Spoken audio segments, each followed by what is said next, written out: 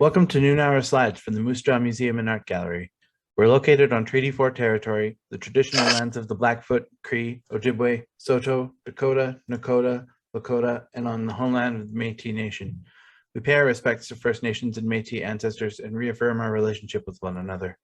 We gratefully acknowledge funding from the City of Moose Jaw, SaskArts, SaskCulture, Saskatchewan Lotteries, Canada Council for the Arts, Canadian Heritage, and the Government of Canada. I'm Vincent Hotelling, the administrative assistant here, and I'm here to welcome you to today's presentation. Gayle Jones is here to talk about Poland. Welcome. The trip that I took 2 months ago to Denmark and Poland, but I've got too many slides, so we're just going to show the Poland ones today. Everybody asked me, why are you going during the pandemic? And at that time, they were letting 30,000 unvaccinated, unmasked people into Taylor Field. And my response was, heck, I'm probably safer in Europe. And at that time I was. Maybe not now, because things have changed in Europe by the sounds of it. Anyway, it was a good trip. And Poland was a real eye-opener. I had no idea about Poland's role in history, how huge they were in the medieval ages. At one point, they controlled land from the Baltic Sea to the Black Sea. When they teamed up with Lithuania, they were a real powerhouse of Europe during this time period. It was difficult for me because I didn't know much of the history before I went, and I also couldn't pronounce half the names, so it was hard to remember who was who because I couldn't really remember. So, but anyway, I picked up a lot, and it was quite an interesting trip.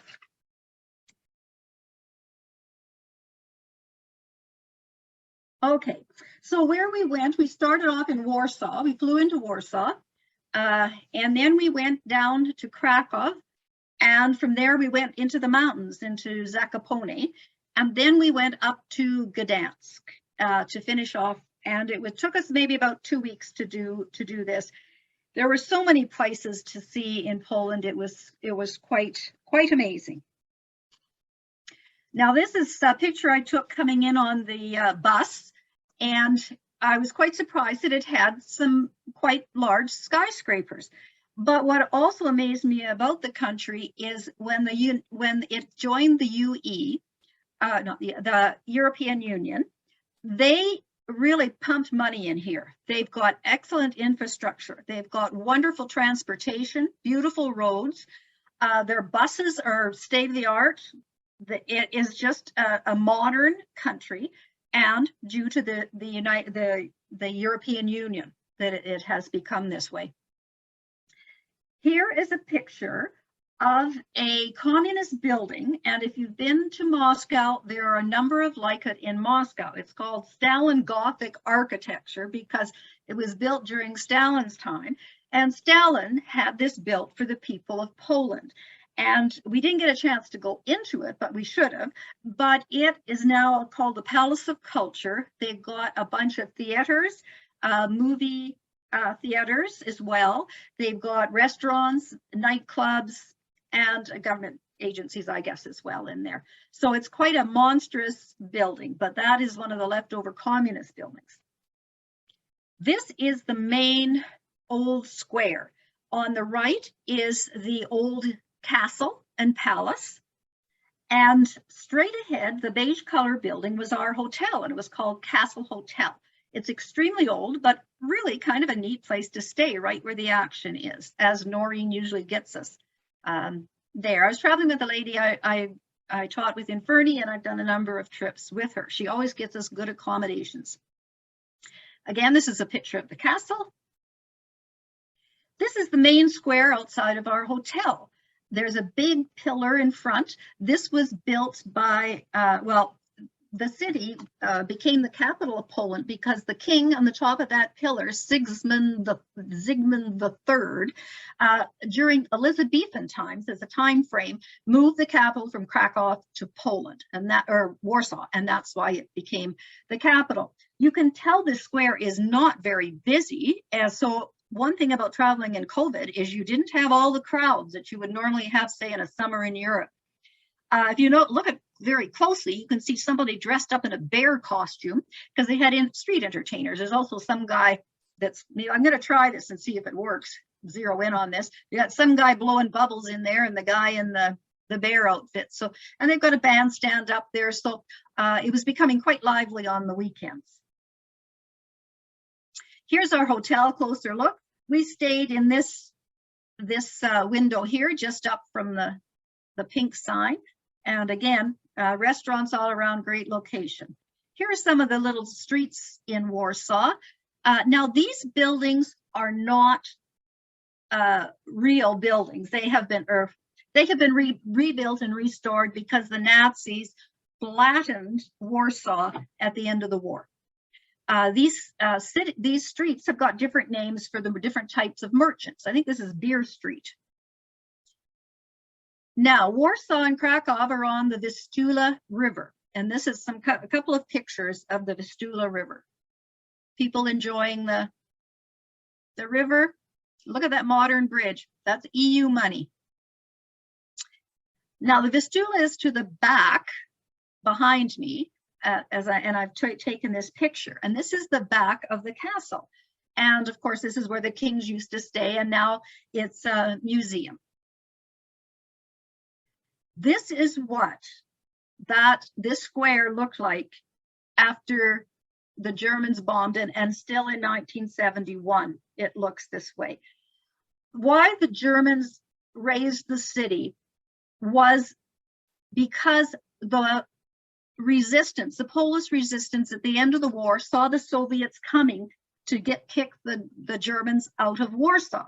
So the resistance and their Polish army, I guess, decided that, well, if they, have an uprising, then the Russians will come in and this will be great. But the Russians did not come in. The Russians stayed on the other side of the Vistula, let the Nazis kill all of the Polish army, so they'd be able to walk in and they wouldn't have to do it. So the Polish resistance got there were very few alive at the end of this. However, so anyway, the city was absolutely ruined. So what happened, it became a UNESCO World Heritage Site, and I just love this picture. Why it's a UNESCO site is not that these are original buildings, but it's because the people of Warsaw built it. They rebuilt it. The government didn't rebuild it. These people all got together. I love this picture. Look at these women. One's in high heels, and they all look like they're in their best clothes. And here they are passing bricks along to clean up the sites. And I think these ladies must have known the picture was getting taken. I don't know, but I can't imagine. But whatever. Anyway, it's a great picture, and it does show that the locals are helping out. And look at all the young men there that are helping. This is the clock that's going to go on top of the castle. And there they're lifting the top little tower part on the castle. Now they started that in 71. So this was the 50th anniversary of the start of the reconstruction of Warsaw. And they've really done an excellent job. And there's the finished product. And of course, we usually stopped about 3 o'clock for some beer, and we always used to try to get a local one. And this is the picture of Sigismund III, who moved the capital. He's the guy on top of the statue. So anyway, we thought that beer looked like a pretty good beer to have in it. And they were all good beers. And now we're making our way into the square, the old square. And they've done such a lovely job on renovating this. They had prints to go by to make this square. And of course, now they have artisans in the streets and restaurants all around. Their little protector is this mermaid. Doesn't look like a great mermaid. It's got a shield and a sword, but whatever. And when we were there was a jazz festival. And when we got there, it was about 5 at night. Looked like we were setting up and practicing. We thought, oh, it's going to be any minute now. So we had a drink. Well, then that came and went, and they still weren't playing. So, well, let's stay in our seat because we had a front row seat. And so we thought, well, let's have supper. So Noreen had a stew and I had a stew, but mine had a lot of sauerkraut in it. And there's a certain name for this kind of a stew. And it was very good. So we finished our main course. They're still not playing. So we ordered desserts. Look at these desserts. They could have split mine. Like Noreen had some ice cream, but mine, heck, we could have both eaten off that. Anyway, desserts come and gone. They still haven't played. And finally, by the time we ordered an after dinner drink, 5 hours later, yes, they started, well, 4 hours later, then they started playing and we're ever good. It was like being at the Saskatoon Jazz Festival. They were very good. And then, so 5 hours later, we finally get up off our seats and leave. But anyway, it was a nice thing to do that night. The next day, we're up to look at the walls around Warsaw. And this is the main wall. This is the Barbican, the main point of fighting and the defense of the town. We were there end of August, and about the 25th of August, they have their kind of like Memorial Day. And all of the places that the Polish resistance had battles, it seems, they were decorating. And here's the flowers left over for that. And they had some flowers outside Madame Curie's house. This is where she was born and lived, and they have a whole museum tour. And these are the flowers outside Madame Curie's house. This is the monument to the Polish resistance. And boy, can the Polish people build monuments. Look at this, and that's just one part of it. Then they've got this, I think that must be Pope John Paul in the picture, because he was there during the Second World War. And this is the entire square. Like, they can sure build monuments. Then what's called the Royal Way that goes from the castle out of town at that time. And this was where the king would parade up when he came back to the castle. There are a number of churches on this Royal Way. And this is inside one church. It was a Baroque church with all this lovely decoration and paintings. And there is the organ loft. Isn't that gorgeous? Also, there is a statue to a poet, Adam Mick, and I'm not even trying that because I'm going to butcher it. You Polish people out there, you'll probably think that I'm terrible. But anyway, I'm going to call this guy Adam M because I can't pronounce that. Anyway, here's his statue, and you see a statue all over Poland. He's really quite a famous Polish son. And this is some lovely wrought iron or whatever it is work on the fence around his statue. This is the Radiswell Palace. This is where the Warsaw Pact was signed, and Polish presidents lived here, but not at the moment. Here's a famous hotel, Hotel Bristol, and this is where dignitaries stay and very VIPs. This square is a block off the Royal Way. You can tell it's communist. Look how cold it is, and it's all cement, just like communist squares all around the world. Why they have a cross in the middle is during the dark days of communism, when John Paul II became Pope, he made a number of visits to Poland, trying to shore up their faith during the dark times. And this is the spot where one of his speeches was made. At the end of this square is the Unknown Soldier. And behind that is a beautiful park where the people love to come. Look, a little girl feeding the ducks, could be Crescent Park. This is a statue at the end of the square for Joseph Piłsudski, and Poland ceased to become a nation in 1800 when Austria, Germany, and Russia came in and just swallowed the country, just divided it up, and there was no Poland until the end of the First World War. The end of the First World War, Poland became a country again, and Piłsudski was their leader. And just 2 years later, if the Red Army doesn't come in and decides it wants to take over Poland again, well, Piłsudski, he got the country together and he fought off the Red Army to save Poland. So he's quite a national hero, this man. And again, he shows up in numerous places. How they knew how to rebuild the city. This is fascinating to me. There was a painter that came into town, into Warsaw. Now, the date on that painting is 1780, which gives you a time frame. And he painted a lot of the buildings in Warsaw. And so they used his paintings to make the new churches, to rebuild the churches. They used his paintings. He is some relation of Caravaggio from Italy, but not a son or anything, I think nephew or something like that. Now, church on the left, Church of the Holy Cross, they use this picture of what Warsaw looked in 1778, and they rebuilt it, and this is the church today. Its claim to fame is not maybe this altar, which isn't like huge, or, you know, it's got gold on it, but, you know, it's not like too awe-inspiring, but they have a chapel that is for John Paul II. And here he's kind of coming out of the chapel, you can see. Also, on that stone in front, there's a drop of his blood in there, because they would have let the Poles have his body when he died as Pope. The Vatican kept him there. So they did give him a couple of bunches of blood that show up every once in a while, and this is one of them. The other thing that's famous about this church is Chopin was born in Poland, born in Warsaw, lived most of his life in France, but he loved Poland so much that when he died, he wanted his heart to be put in this church. So in that pillar is actually Chopin's heart, although you can't see it.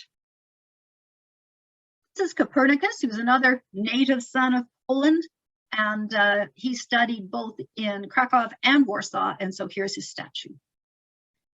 There's a lot of weddings going on, and the reason apparently that there are all the weddings going on is because of COVID. They had to stop them for so long, so they were finally opening up the doors, letting people have these weddings, and so there were quite a few of these kind of events happening. Now, this isn't really a museum, it's actually a park, but call it a museum. It used to be the King's Park, Summer Palace Park, and we went there on a Sunday at noon because we knew they were having Chopin concerts. So you sit in this beautiful park, and from noon to 1, they play Chopin music, and there's a beautiful setting to, and of course, a statue of Chopin. And people all bring their kids, and this was a children's entertainer in the park, and here she was entertaining. They were singing songs and whatever to keep the kids occupied. It's a lovely, lots of woods, beautiful park. It also has an orangery, a royal orangery, and a statue garden outside.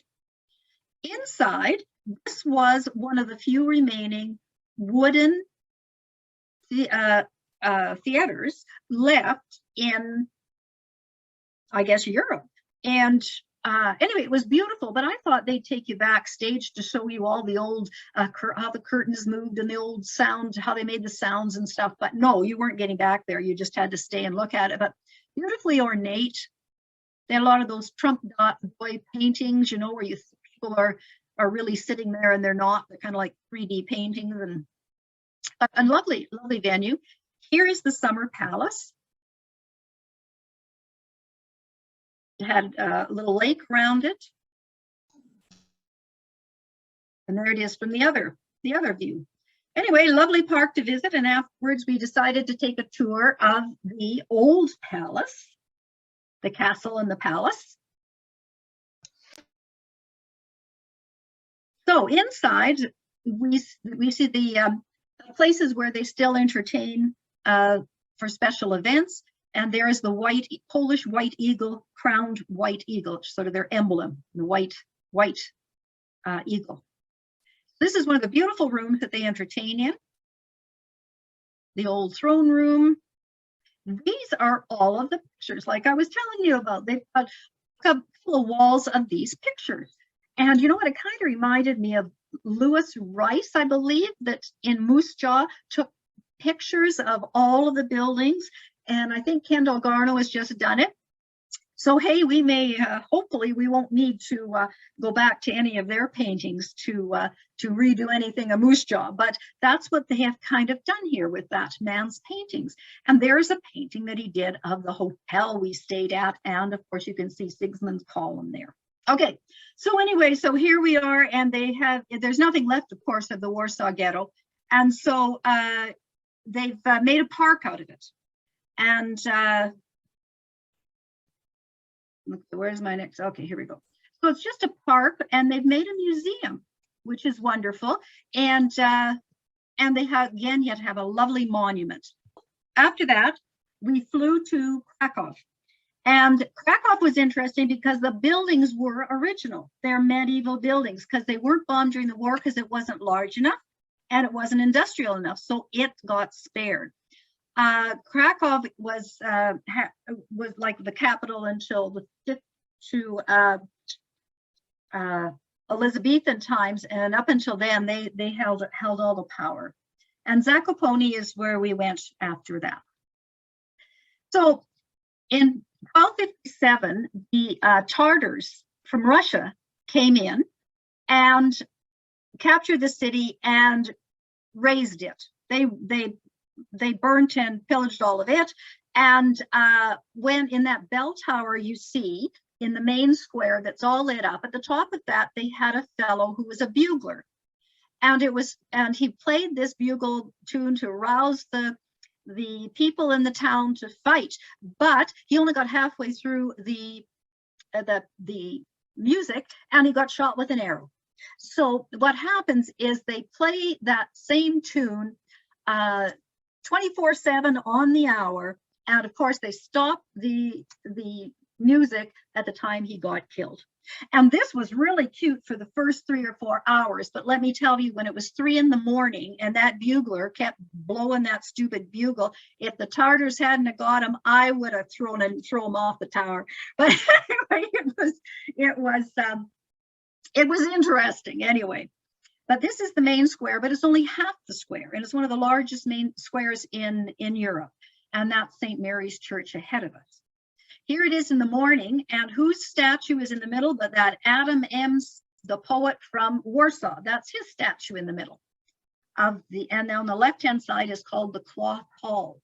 There's the Adam M. statue there. And here I got this off the internet because it shows you the whole square from an aerial view. And you get a better view of the Cloth Hall. That is the building in the middle that's separating the whole square. Now, at that time, it's called the Cloth Hall because the cloth merchants used it to manufacture and sell their goods. And it burned in 1555, was rebuilt by an Italian architect. Now, here is some modern art that's on the other side of the Cloth Hall, and the kids like to go in there and play around in the head, but it's sort of a modern art thing also in the square. Getting back to the Cloth Hall, I just saw Rick Steves show on Padua, and they had a Cloth Hall exactly like this. So I think the Italian guy just duplicated it from Padua here, and it was built about the same time. And now it's used for souvenir shops. They have an art museum, and they also have an underground museum where you walk underneath the streets of the square, and then you can see what the original buildings looked like. It's quite fascinating. This was whatever's left of the town hall. There it is. And this is a little church in the corner of the square called St. Adalbert's. And St. Adalbert was a Czech missionary kind of, who came over to convert the heathens in Poland. And that was in the 900s, late 900s. So and this is where he preached, at this spot. And of course, then they built a church on that. And here are the original foundations. And in the back there is a picture of him. And of course, this is his Czech name, Wolczeks or something. And yeah. And then this is the underneath that church. And then we go for a walk towards the walls. And on the way, we find this Czartoryski Museum. Now, what it is this family of Zartowski were of Lithuanian and Polish descent, and they were quite wealthy. And so they had a wonderful amount of artwork amassed. And then when Poland got gobbled up by Germany, Austria, and Russia in about 1800, the woman involved here, the lady, the mother who had all this money, she started acquiring Polish items because she wanted to keep the Polish spirit alive during the time when Polish ceased to be a country. And so they have amassed a wonderful collection. It used to be private, but now they've given it to the government because they can afford to keep the upkeep of the building and so on. And this is the crest of the Zartowski family. This is a Rembrandt we have, the Zartowski family owns, the Good Samaritan, and that is in their collection. Also in their collection is this one by Leonardo da Vinci. And it was, of course, painted around the same time as the Mona Lisa. It is called Lady with an Ermine. And her son bought it for her for a birthday present. Well, that's, I don't know, that's quite a birthday present for a mother to get a Leonardo da Vinci. But I kind of almost like it more than the Mona Lisa. They keep it in a room almost by itself. And we were very lucky because of COVID, because we could get right up there. We didn't have to battle any crowds, and we could stay as long as we want because we were the ones that were there. Anyway, it was quite a wonderful picture.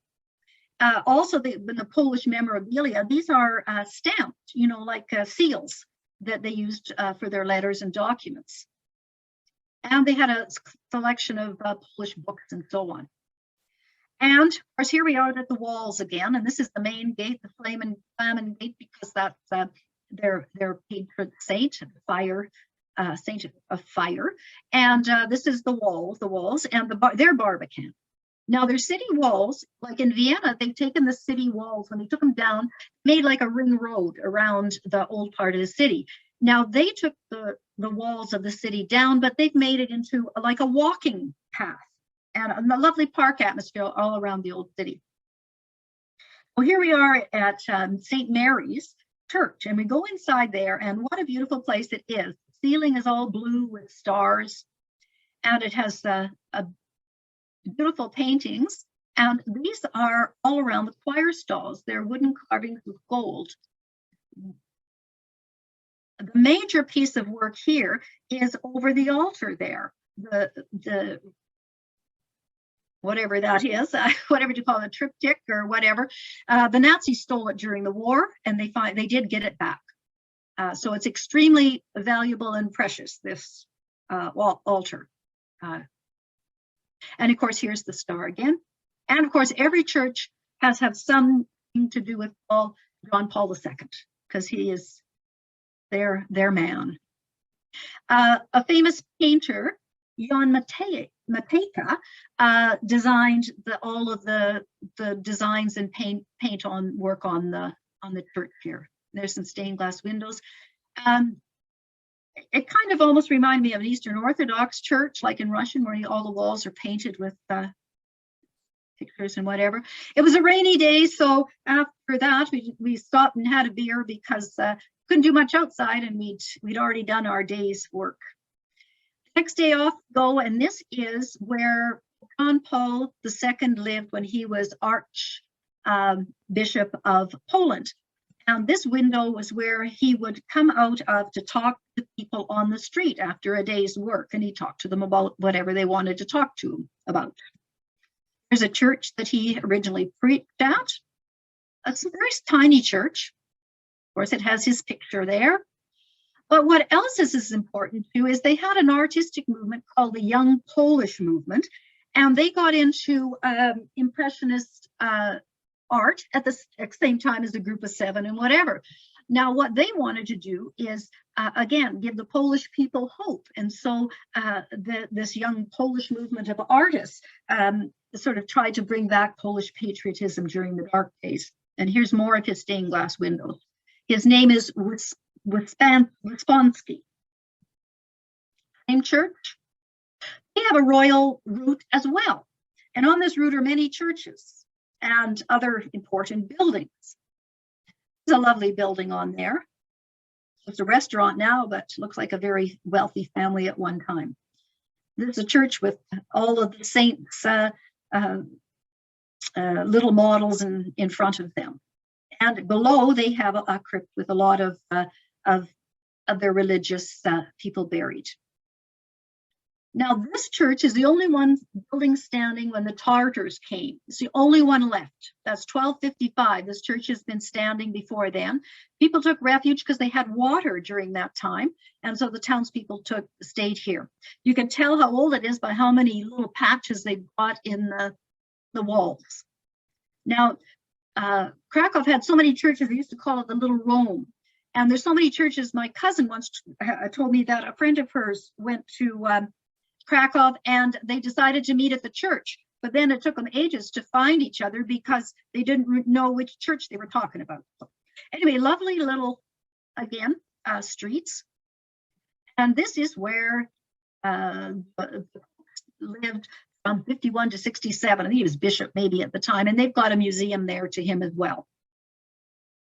We went into the mountains. It was a dreary day, and look at all, and this one little town is noted for its wooden houses. Some of them are very new, and some of them are very old, but that's their claim to fame. In there was a church, and look at the flowers on that stone, and yes, so it wasn't just Warsaw where the resistance rose up against the Nazis. It was also all over Poland that this uprising happened. And here's the church in the small town that also had paid their respects to them. Now, here we are at the top of the mountain, and this is the panorama of the Tatar Mountains we are going to see. And we looked out, and this is what we saw. Nothing. It was rainy and cloudy. So here, there's supposed to be beautiful mountains, and I'm sure they are, but whatever. We stopped and we had some smoked peas with cranberries on top, which was lovely. And it still hadn't cleared, so what the heck, we'll take the funicular down. At the base, here's a man selling that very smoked cheese. It was very tasty, quite nice. Zakopane was kind of like Banff. They're Banff. There are a lot of spas, hot spas there. We didn't bother going on a rainy day, and our tour guide insisted that we go out and walk for an hour, but it was pouring rain. But anyway, this is kind of like their Banff Avenue, a lot of souvenir shops, restaurants, and it was beautiful. It was a lovely little town, and even nicer if it had been, clear out. So we stopped in at a church and spent some time in there, and look at the lovely paintings again on their churches. Their claim to fame, Zakopane, is it is the big ski jump area. And they have World Cup ski jumps here. And I didn't realize, I guess I don't watch ski jumping that much, but the Poles are very good at ski jumping, and they have a lot of international winners. And and so once a year, they have a World Cup ski event here, and lots of practice runs, because there's just as many on the other side as there are on this side of ski jumps. So, and he tells me we have a very famous Canadian ski jumper. So I guess in the Olympics, I'm going to have a look and see who this guy is. Next day, thank goodness, the sun is out and we're ready to do Warsaw or Krakow Castle. It's called the Wawel Castle. Here's an aerial view of it. It's on top of a huge cliff. It's like the Acropolis of Krakow. The Vistula is going on one side, huge cliffs on the other, a good defense area. The left-hand side has got a lot of defenses. The palace is on the right-hand side, and the church is sort of in the middle area there. Now, there was a king, the first king that they acknowledge of Poland was in the late 900s, and he set up shop here. And this is the cathedral. It's on the top of the hill. And Rod will appreciate all the different architectural styles in this one building, but every king decided, well, he'd make his own little,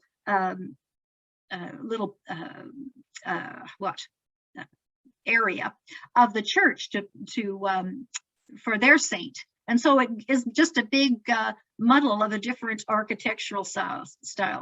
It's the National Cathedral, this one here. This is the main part of the cathedral. And the silver box is where their Saint Stanislav is. That was the first Polish saint, Saint Stanislav. He was like a martyr. And he's kind of the equivalent to Becket in England, sort of the same kind of situation. And the book at the bottom is Pope John Paul II, and there's a drop of his blood there too. This is one of the bells at the top of the bell tower. It's huge. Who built it was a guy called Sigismund the Old. Well, I don't want to be called the Old, but you could, maybe the first would have been better. But anyways, Sigismund the Old did this bell, and of course we all have to pretend we're being used that. And this is the picture from the top of the bell tower of Krakow. This is one of the kings of the 1300s. It was Kazimierz. He took the city, they say, from wood and made it into a city of brick. He was also a very forgiving man, and he was very would let the Jewish people come after the different pogroms and whatever in Europe. And of course, after the Spanish Inquisition, a lot of Jewish people came to Poland. And by World War II, 80% of Europe's Jewish population was in Poland. So anyway, this is Kazimierz the Great. This guy is a Lithuanian man who married a Polish woman, Jadwiga, and this guy's claim to fame is he took out the Teutonic Knights at the Battle of Grunwald. And the Teutonic Knights we're going to see later in Gdansk, but it was a turning point for Poland. They teamed up with Lithuania, and this is when they became the big powerhouse of Europe. And here's one of the beautiful cupolas and a lovely little area where some of the kings are buried. In the basement, we've got a lot of them buried here. This is Sobieski, who actually helped Austria defeat the Turks in Vienna. So he was a very good warrior, I guess. I don't know who was here, but it looks kind of a neat coffin. This guy is a few years back, the president of Poland was in a plane crash with a lot of his cabinet because they were on their way to Russia for a sort of a commemoration event. And so he and his wife are buried here, but it's kind of controversial because what did he do besides die in a plane crash, they're thinking. So some people think he should be buried with national heroes and some, no, maybe not. But the national hero that is buried here is Pilsudski, the guy from that had the statue in Warsaw. Also had a treasury of different crowns and whatever, and some armor and military weapons. But they don't have much because, first of all, the Swedes came in and they trashed the place, stole everything, and whatever they thought was precious, they grabbed. And then the Prussians came in, and whatever they could melt down to run another war, they melted down. So unless the Poles hid stuff, well, they don't have too much left of all of their ceremonial things or their crown jewels, which is unfortunate. Here's one ceremonial sword and an orb, and this is their very famous item called a Spear of St. Maurice, and it was given to the very first king of Poland that I was saying was the one that had the Wawel Castle, and this was something that was given to him. This is very interesting with Canadian connections. These are tapestries, and this was the largest commission of tapestries ever done. It was by Zygmunt II, which is at Tudor times. So if you think of Henry VIII and so on, about that time, these tapestries were made. They were commissioned by a Belgian company. They have gold and silver threads in them. Around the edge, they all have these like circular decorations around the edge. This is, like I said, the largest commission ever made. These are just invaluable, the amount, and there's so many of these. Anyway, so here they are. The connection to Canada is this. When Germans were closing in on Krakow, they grabbed these tapestries, threw them in a barge, took them down the Vistula. They went into the Black Sea, through the Mediterranean, through France, through England, up to Scotland, across the sea, and it ended up in Montreal. And Montreal looked after these tapestries until 1960. They didn't want to give them back until Poland was a little more settled. So anyway, Canada has a great connection to keeping these tapestries safe. So anyway, I thought that was a really neat Canadian story.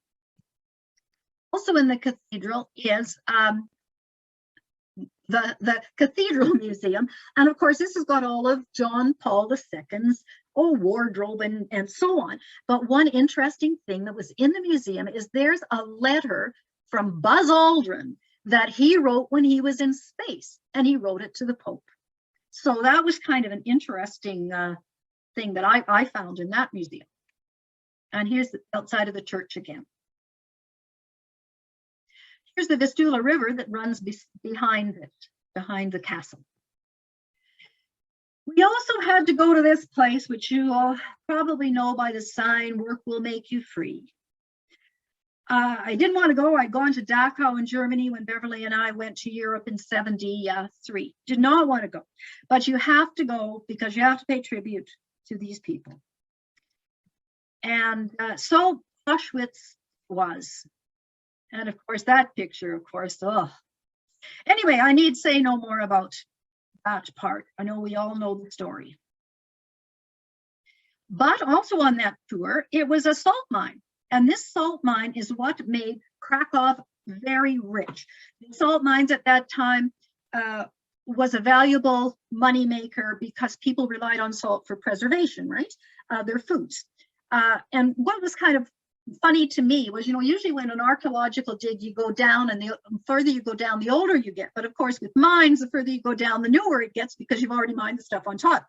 So anyway, this is a cave where, of course, they've mined the salt, and this is what's left.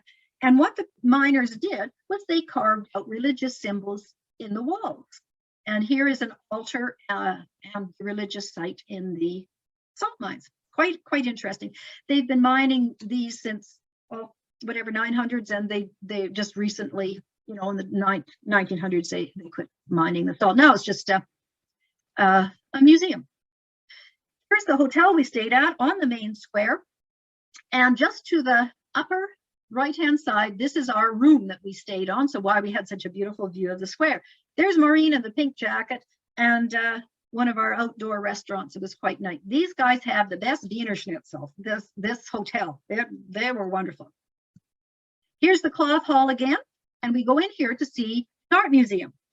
And these are some of those impressionist pictures that I said that they did turn of the century to keep Polish nationalism alive, give them hope.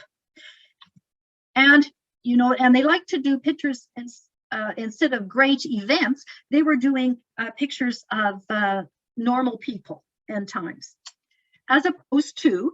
This is that Jan Matejko, who I said before had done the interior of St. Mary's Cathedral. And here is one of these patriotic paintings that he did in the 1800s, before the Young Polish Movement. And here are the Teutonic Knights bending down to pay homage to the king. Because, of course, this Battle of Grunwald that we'll talk about later was one of the major turning points in Poland's history. So this is Jan Matejko's painting. Different art forms. Of course, what we ate cabbage rolls. These were huge, like hardly any cabbage, a lot of meat and rice in there, but they were good. And of course, every day we would stop. Now, we didn't always have our own. Usually we had, we split a plate of pierogies. So about 4 o'clock, we'd have pierogies and beer and get ready for supper. Another thing we ate were these. They're kind of like Bismarck's jam-filled donuts, but they're huge. And everybody in Poland likes these. And so there's got rose there. Well, it's like rose hip jam is what was in there, and you could really sort of kind of smell the rose in there. This, we were going into the Jewish section, and this is where some of Schindler's List was filmed, and some of the scenes. There was Schindler's factory, but it was further on, another mile or so. We'd already walked here, so we weren't going to walk anymore. So something for another day, another time. This is the Jewish area, and a lot of the old Jewish buildings, they still have the signs on the buildings. And this was a Jewish museum we went into, and this was the one of the original buildings. So here's Kazimierz, and that was that old king that had the Jewish people welcome them, welcomed them. And so now it's sort of a trendy spot where people come for restaurants and music and so on. And again, we're back in the main square. They had a drama theater festival going on. It was by the time they started, everybody was crowding around. We couldn't see anything and didn't understand it. It was quite exciting, but we didn't really take it in because we didn't know what was going on. Jazz is one thing, but a play is another. Anyway, so that was it. So anyway, I would really recommend Krakow. It is just a wonderful city and so historic. Just an amazing, amazing city. Then we go up to Gdansk, which I didn't know much about. All I knew about Gdansk was it was the place of Lech Walesa and solidarity and the start of the defeat of communism. That's the only reason I knew about that. But actually, it was also where the first shots of the Second World War were fired outside of Gdansk. We didn't get there, so we have to go back to Gdansk again too. Now, like I said, hadn't really heard of it, but then when somebody said, well, the German name was Danzig, and I'm going, oh yeah, Danzig, Poland, I've heard of that. The Germans came through so many times to conquer Gdansk that I guess they built a lot of buildings there or whatever. Anyway, Gdansk was also a part of the Hanseatic League, which is a German, like the EU now. They had a trading partnership going from Bergen in Norway, all through the Baltic states, Lithuania and Latvia and so on. And Gdansk was one of the major shipping ports, and so it became one of the main ports. A lot of amber is found in the Baltic Sea, and Gdansk is sort of the headquarters for all of it because a lot of it comes through Gdansk, which made a lot of people very rich. This is a medieval crane, and it was used up until the 1900s, this crane. I mean, it's quite, and they had, of course, wouldn't you know, it was closed whenever we wanted to get in to see it. So, and look at all these lovely buildings, and they sort of reminded me of another place, and I couldn't really put my finger on it. And anyway, here we're going into the main square, and Gdansk is sort of a little, not a saint, but a, what would you call it? It was Neptune. That was their mascot, I guess. Anyway, in the morning, I'm looking at these buildings, and it came to me, these are Dutch buildings. And I go, well, why do they look Dutch? And then one person told me why they're Dutch is the Poles hated the Germans so much after they had kept taking their territory all the time, that when they came to rebuild the city, because of course it was bombed heavily during the war, they refused to have German buildings built. So, okay, what kind of style are we going to use? Well, we're not going to do German. So they decided they were going to build Netherlands buildings back. So these are not original. They're not even close to being original. These are made like Dutch buildings. And if you've been to Amsterdam, these are starting to look kind of familiar. But I thought it was kind of an interesting story. Here's our City Hall. And a great street all along here, huge long street, lots of restaurants along the way, and museums and things. There's that crane again. This little street has sold a lot of amber. It was a quiet, cute little street, lots of upright houses, and we bought some amber there. Lots of jewelers selling amber. So then we had a cup of coffee in the morning, planned our attack as we're on our way to the Solidarity Gdansk shipyards. So here we're going. On the way, we found a marketplace, an old marketplace, and a statue to this guy who I'd never heard of. You science guys probably did. This man was a contemporary of Halley, of Halley's Comet fame.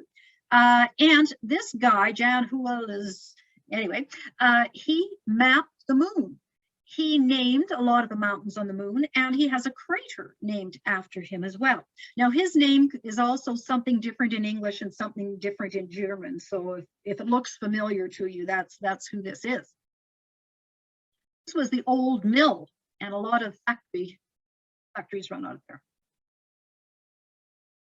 And on the way, I'm going, that looks familiar. Is that a piece of the Berlin Wall? Well, yes, it was. It was on the road right to the Gdansk shipyards. And I guess Berlin decided to give the Solidarity area in commemoration for their work done to defeat communism. And of course, all the road to the shipyards have all these Solidarity flags on the way. And of course, here's that famous, oh, no, there's the famous gate. But before then, I didn't know that in 1970, the Gdansk shipyards also had another revolt of the workers, but the communists came in and just killed them all.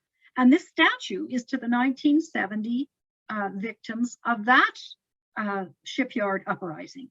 And look at, they've got flowers on for the commemoration as well, for the National Heroes kind of day. And here we go. This is the gate where you'd see on TV with Loch Palenther coming out. And the crane, and this is the museum they built. And it's more than just solidarity, it's a monument to other peaceful protests. And here's a big picture of signing of different agreements with Lech Walesa. I don't know why they've got that big red pencil there, but whatever. Anyway. And of course, the Pope's on the solidarity sign as well. Now in Gdansk, of course, all the canals and rivers going through, and this is one of the bridges that they have a certain set time that you have to be there when the bridge closes, and then you have to run across, and then it opens up. So there's a timetable for when they're opening. This is the best thing going to in Poland. This is the castle of the Teutonic Knights. Now I'd heard of them, but didn't know much about them. And if you have any more questions, Irene's on the line. She can tell us. Anyway, the Teutonic Knights were a group from the Holy Land during their Crusades. And they found themselves without much to do. And so the German area at the time or whatever invited them in to help convert the heathens to Christianity. So, as according to what Irene says, the knights would come in here, drink, play cards all winter, and then in the spring go out and pick and hit some pagans and subdue the pagans. So anyway, this is sort of a religious military group, and this Malbork castle is the biggest brick structure castle in the world. It's massive. And quite very historic. The time period we're looking at here is the 1300s. This is a picture from a painting from Jan Matejko, the Polish painter we've looked before. This is the Battle of Grunwald, where the Teutonic Knights were getting so rich and powerful because they controlled Gdansk and the amber trade. And they became so wealthy, so powerful that they were getting to be trouble for the Polish and Lithuanian kings. So they joined together, defeated the Teutonic Knights at the Battle of Grunwald, and that was sort of like the beginning of the end of the Teutonic Knights. Anyway, that's sort of the backstory of who they were. And now their patron saint was Mary, and this is this statue is rebuilt. It was done originally by Venetian artisans. And this is what it looked like in 1945. The Russians actually bombed this place in January of 45. It almost made it to the end of the war. And so they had to rebuild this as well. Now, this is the start of the fortifications. But the guy on the right, on the left, was our tour guide, and he was quite an interesting fellow. And he really appreciated Noreen and I because we were interested. We actually asked questions. We were interested. He's had so many tour groups going here, especially with school kids, and all the little boys want to do is play swords and arrows and whatever, that he's, he was just so happy to get somebody that that was interested. So anyway, our tour lasted 4 hours, and the driver didn't know what to do. He thought we were lost for sure. And but the funny thing is at the end of the tour, we went to give him some money, but we were running out of money. So we had this larger bill. And you've over-tipped the guide when you give the guide the money and he says, oh my God. So, at that point, well, perhaps we over-tipped this guy. But anyway, he was a nice young guy, and he was so happy to have somebody that cared. Anyway, so here's the second moat.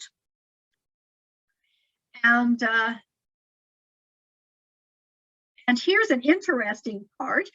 This tower, they have interesting engineering skills. This tower's claim to fame is it was a bathroom. So you go out into the tower, and then you do your business and go into the moat. So anyway, if you were an invader, you not only had water to deal with, but other things as well. And but they also brought in water from the mountains. They had it brought in through, underground tunnels and things, or pipes and things for the castle.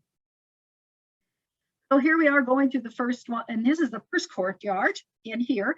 And they had a couple of museums and some of the buildings of the knights they would entertain people in this area that wouldn't be able to get into the inner sanctum. They have an amber museum. This is just one of the amber pieces.